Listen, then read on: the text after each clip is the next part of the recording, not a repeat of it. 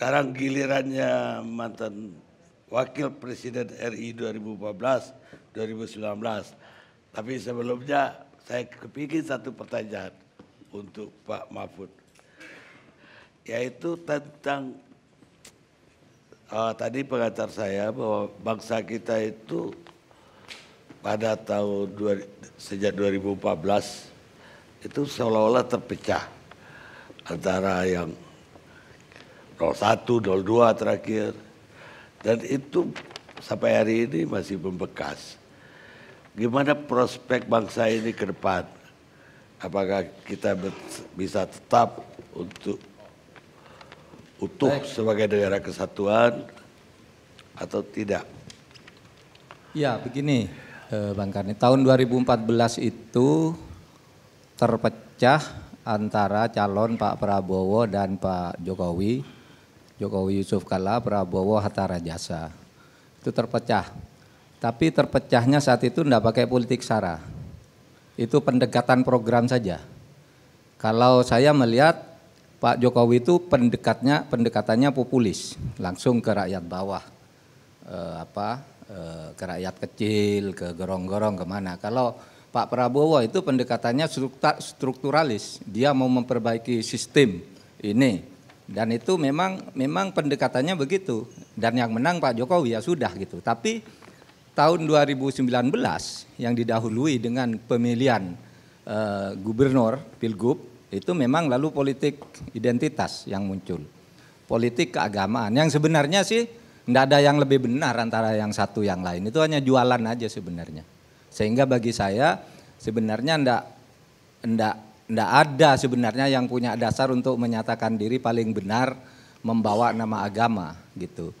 Oleh sebab itu ke depannya menurut saya yang penting itu bagaimana masalah ideologi ini Pak diperkuat ke depannya program. Tidak usah lagi politik identitas karena semua kalau bicara agama masing-masing punya dalil kok. Taruhlah kalau pandangannya Ahok yang dianggap tidak Islam dan sambungannya. Kemudian yang satu yang Islam Pak Anies dan sambungannya gitu. Itu pendukung Pak Anies banyak juga yang tidak sholat kok kalau waktu kampanye itu. Tapi banyak yang sholat juga. Pendukung Ahok juga ada yang sholat waktu kampanye. Jadi itu bukan urusan agama sebenarnya. Nah yang begitu-begitu tuh ke depannya dikurangi gitu. Atau kalau bisa bukan hanya dikurangi tapi dihilangkan. Sehingga politik ke depan itu taruhlah politik identitas itu tidak bisa dihindari. Orang memilih karena kesamaan agama, kesamaan suku itu silakan. Tapi kalau sampai menimbulkan perpecahan ideologis itu amat sangat berbahaya sebenarnya, amat sangat berbahaya. Nah ke depannya maka saya berpikir gerakan moderasi beragama di mana agama itu menjadi alat pemersatu, gerakan jalan tengah. Kalau di dalam Islam itu namanya Islam wasatiyah.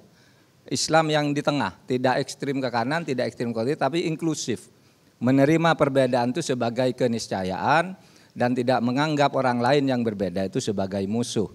Nah istilah moderasi beragama dengan kata Islam wasatiyah ini oleh orang yang tidak paham betul itu dianggap wah Islam apa lagi tuh, Islam ya Islam gitu.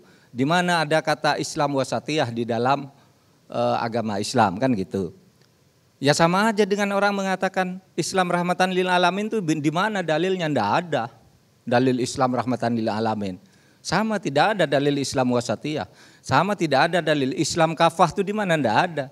Yang ada itu begini. Kalau Islam rahmatan lil alamin itu dalilnya wa ma arsalnaka illa rahmatan lil alamin. Bukan Islam rahmatan lil alamin. Tapi lalu dikonseptualisasikan ke atas Islam yang moderat itu yang Islam rahmatan lil alamin. Kata wasatiyah itu ada juga dalam Al-Qur'an wa kadzalika ja'alnakum ummatan wasata. Sungguh saya telah menciptakan kamu sebagai umat wasatiyah. Umat jalan tengah, tidak ada kata ja'alnakum Islam wasatiyah, hendak ummatan wasata. Karena Islam kafah. Udkhulu fisilmi kafah, enggak ada. Saya mencatatkan Islam kafah, tapi dikonsepkan sebagai istilah di dalam keilmuan itu biasa, diabstraksi ke atas, diberi nama ini sebagai konsep. Nah, kedepannya menurut saya moderasi beragama itu menjadi sangat penting. Moderasi beragama, apa? Karena berangkat dari keyakinan bahwa perbedaan itu adalah keniscayaan, perbedaan itu adalah sunnatullah, perbedaan itu adalah fitrah, gitu aja ke depannya. Bahwa tidak mungkin kita itu sama. Dulu kita sudah pernah diskusi tentang ini, tidak mungkin orang sama, itu sebagai ciptaan Allah dan di situ kita bersatu. Itulah cara kita menghayati agama kita, bahwa kita ini memang berbeda diciptakan oleh yang di sana itu loh. Karena yang di sana menghendaki kita berbeda, ya mari kita bekerja sama sesuai dengan kehendaknya. Nah oleh sebab itu, Bang Karni, yang terakhir nih soal kesatuan kita, masa depan bangsa kita. Saya menolak keras kalau ada orang mengatakan di Indonesia ini ada Islamofobia. Di mana orang Islam itu didiskreditkan, tidak ada Islamofobia. Kalau Islamofobia di dalam ilmu itu dikatakan, Islamofobia adalah satu konsep yang mengatakan bahwa pemerintah takut dan benci terhadap umat Islam. Umat Islam itu takut dan malu disebut umat Islam. Disebut Islam, sehingga kalau di dalam Islamofobia orang Islam itu sembunyi-sembunyi karena malu dan takut.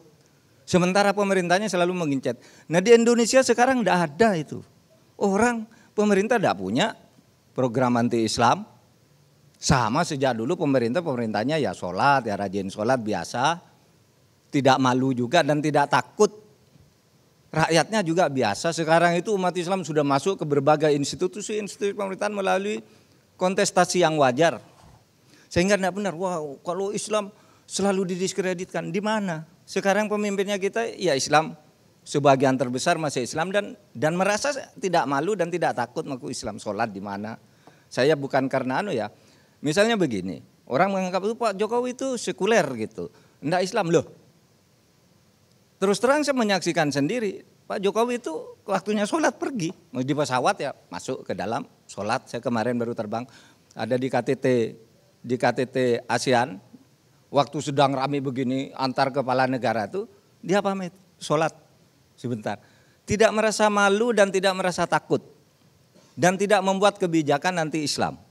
Oleh sebab itu menurut saya istilah Islamofobia apa itu hanya persaingan politik yang dibuat-buat, yang sebenarnya kalau dia jadi memimpin ya melakukan hal yang sama gitu. Tidak ada program-program yang secara kategoris gitu disebut anti Islam.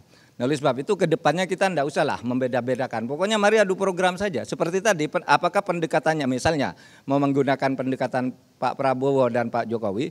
Pak Jokowi itu populisme, Pak Prabowo itu strukturalisme gitu aja. Lalu rakyat mau milih yang mana? Bukan agamanya apa, ini lebih banyak didukung oleh kelompok agama ini, agama itu dan sebagainya.